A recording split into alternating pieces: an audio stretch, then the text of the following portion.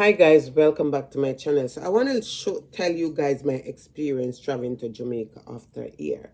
Last year when I went to Jamaica, I think it's more difficult this year to go to travel than last year.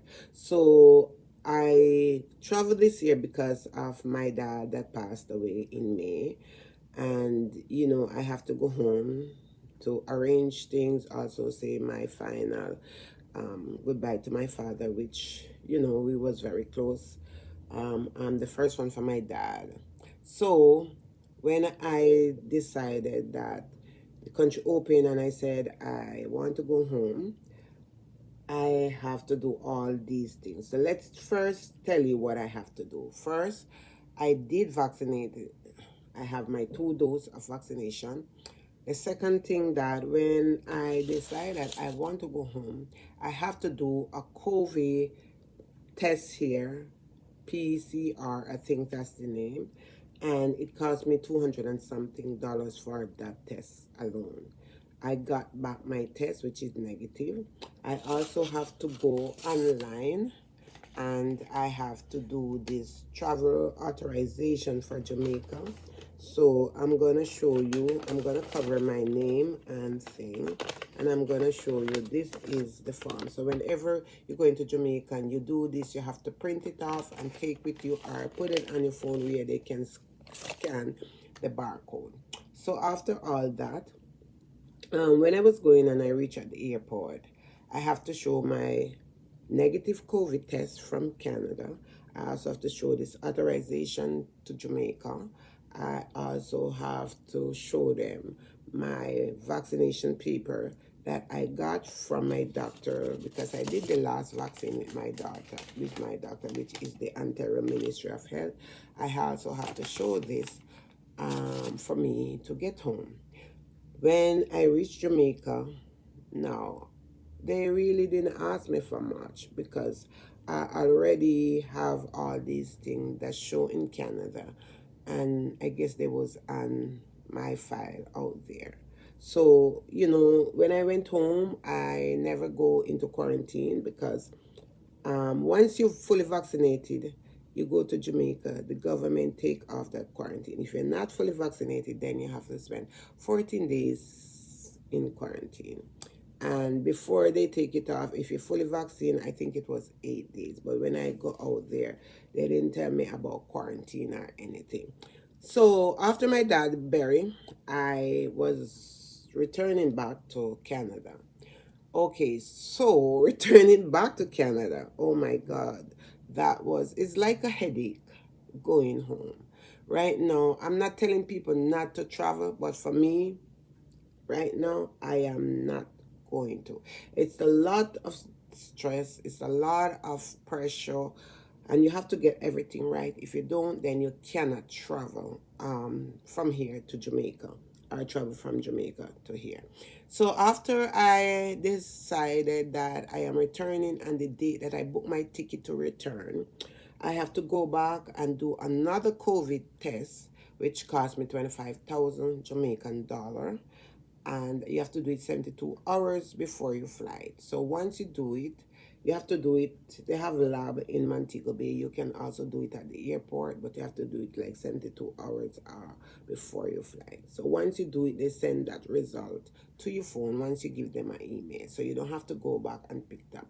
So when you reach the airport, they're gonna ask you guys for that test, that COVID test. That COVID test is not something like the last year when I went home. This is a different test. So you have to show that COVID test on your phone, or if you get a printout, you have to show it to them. The other thing that I have to show when I reach out there was paper showing that I am fully vaccinated. No, I got my first vaccine and I got my second one. My doctor put it on the paper that I had 2 shots of vaccination. But the first one wasn't on the paper, the date. So I have to end up telling them the first one, the date that I took the first vaccine. The second one was on the paper. I show them that and I check in, which until now I haven't got my suitcase from Jamaica, because after reaching Toronto, was looking for my suitcase. I was out there until late call it Monday morning. I leave there very late. Um, and until now, I haven't received my suitcase from them because, as far as I know, they said that my suitcases live in Jamaica. I tried to claim until now they cannot tell me where my suitcase is, and all my stuff are in my suitcase, including my medication, my makeup, but I have makeup, but my medication, so I have to try and get different medication for myself. So after I check in at the airport, they asked me about this thing, arrival can. I said I don't know anything about it because I did not. But anyway, I called a friend of mine here and I asked him to look up arrival can. So he has to do, I asked him to do it because at the time when I was at the airport, I couldn't use my phone from here because I would be charged for data. So I tried to hook up on the internet out there and I asked him to do it, and I have to send everything to him. I have to tell him my flight number. I have to tell him the day that I got my vaccine. I have to tell him everything, my ticket number, everything, passport number. So he did it for me, and then he sent it to my phone in WhatsApp. So by the time I reached Toronto, I got that to show them. So when I get to Toronto, oh my God, you guys, that's where I started to feel down, stressed. Until now, I still having back pain because I have problem with my back. Once I get to Toronto, we have to wait a long while before we could go and use the machine. Whenever you go and use the machine, then you have to go to immigration. When you go there, you also have to show them your vaccination paper. You have to show them the arrive cam. You have to also show them the paper that you get from the machine, and you have to tell them the date that you took the first vaccine. If you don't have the date, you have to remember, make sure you know the date that you took the first and the second vaccine if you don't have the paper. So I go through all that, and then when I go through that, I reached downstairs. There was no suitcase, you guys, until now. Today is Wednesday. I am doing this video. Until now, there is no suitcase. I haven't heard anything for it.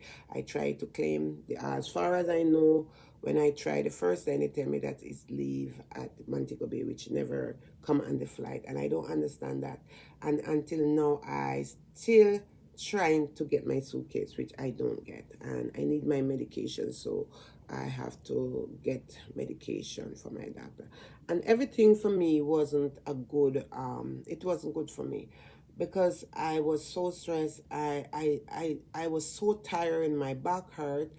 I was at the airport and everything that happened around me, it made me really get emotional, and I started to cry because I couldn't find my suitcase, and then I have to go through all this stress to get back here, which is, to me, I don't see the sense in it because, you're paying, you fully vaccinate, you do a COVID test to go home. Then when you're ready to come back, you have to do a second COVID test. And then when you reach at the airport, either you have to do a COVID test or they give you a kit, which they give me a kit. At that time, they give me a kit. And it is not easy. And let me tell you something, guys. I was on my computer trying to do this COVID test from home, and I have to wait at least 5 hours before I could get through to do this test to send it off to them, the COVID test to send off to them to make sure that I am still negative with COVID-19. So guys, for people who is going to travel to Jamaica, I'm not telling you not to go. As for me, this is out for me right now. My father was the last person I have down there, different from my nieces and nephew that are in age, which my mom died 3 years ago. My sister died 2.5 years ago, and now my father.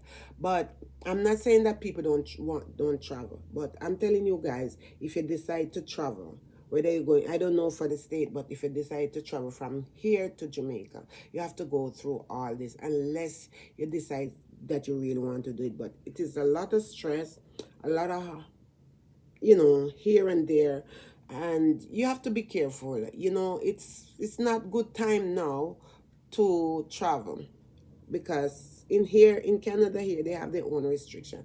In Jamaica they have their own restriction. It's nice to go home. It's nice to enjoy the weather out there, although it was very hot. But it's also a lot of stress I have to go through, both to go home and both to come back. And the only reason why I pushed so hard, because I really wanted to, you know, go home and help arrange things for my dad and get him buried. Because if I didn't get to say, you know, see my dad buried, then I think for me it would affect me for a long time. So I wanted was to go home and really do the best that I could for my father. So guys, these are my experience.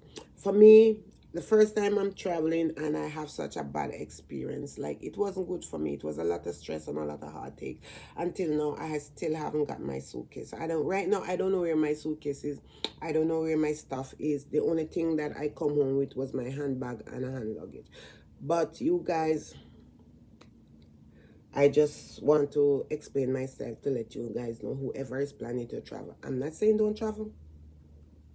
If you can put up with everything, but as for me, this is a no-no for me right now.